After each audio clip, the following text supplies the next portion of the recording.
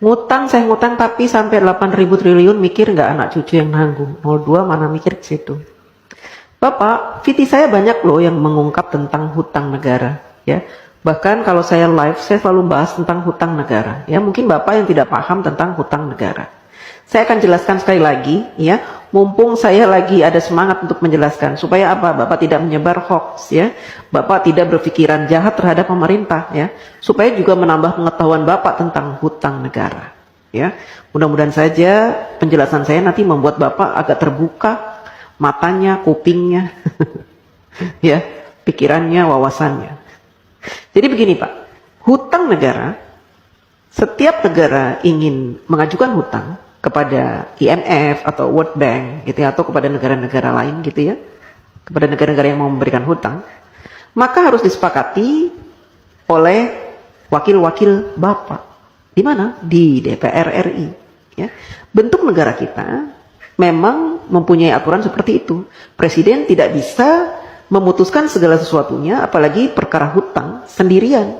Jadi harus dinegosiasikan dengan DPR. Dan DPR punya peraturan bahwa negara tidak boleh berhutang, ya, yang mana pembayarannya, cicilannya itu melebihi 60% dari penghasilan negara.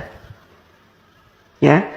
Nah, saat ini sejak Bapak Jokowi menjadi presiden, hutang negara kita itu tidak lebih dari 35%. Artinya jauh di bawah batas maksimal berhutang yang ditentukan oleh DPR RI, yaitu 60%. Artinya apa? Kita masih berada di ambang aman. Ya. Dan saat ini Indonesia terkenal sebagai negara yang hutangnya sedikit. Dibanding dengan Jepang, Amerika yang sampai 200% dari PDB-nya, Jepang sampai 210%, kemudian negara-negara lain, ya, bahkan tetangga-tetangga kita, Singapura, hutangnya itu banyak Pak. Berbeda dengan kita hutangnya sedikit. Beberapa tahun yang lalu Bapak Jokowi juga sudah melunasi hutang warisan sebanyak 7.000 triliun. Bapak heran kan dari mana uang 7.000 triliun itu?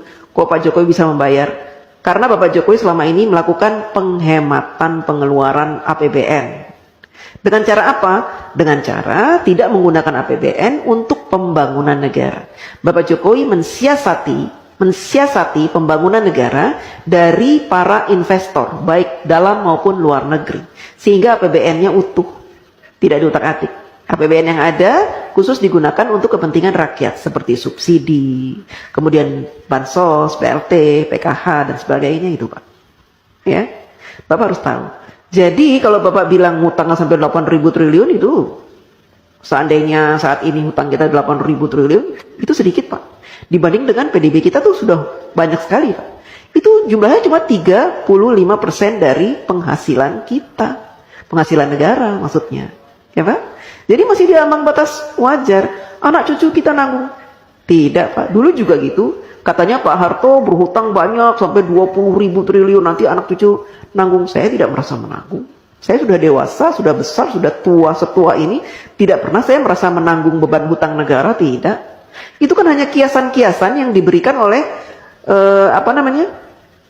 orang-orang yang membenci pemerintah. Ya, jadi mereka membuat rumor-rumor seperti itu. Supaya apa? Supaya kita membenci pemerintah. Kan gitu. Kita awam, orang awam, tidak pernah diberikan pemahaman tentang hutang negara. Sehingga yang ada di pikiran kita, hutang, negara berhutang, nanti anak cucu kita akan membayar. Tidak Pak. Ya.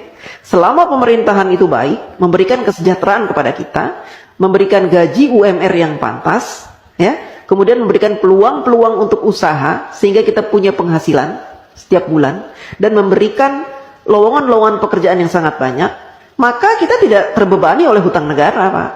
Ya, apalagi sekarang pemerintah sudah membuka banyak sekali lowongan dengan dibukanya smelter-smelter, proyek-proyek hilirisasi, itu akan membuka ratusan ribu lowongan pekerjaan Pak buat bangsa Indonesia, dan itu akan menjadi penghasilan yang akan dinikmati dan sehingga kita tidak dibebani oleh hutang itu. Hutang negara tidak dibebani Pak. Jadi Bapak jangan sok tahu, ya.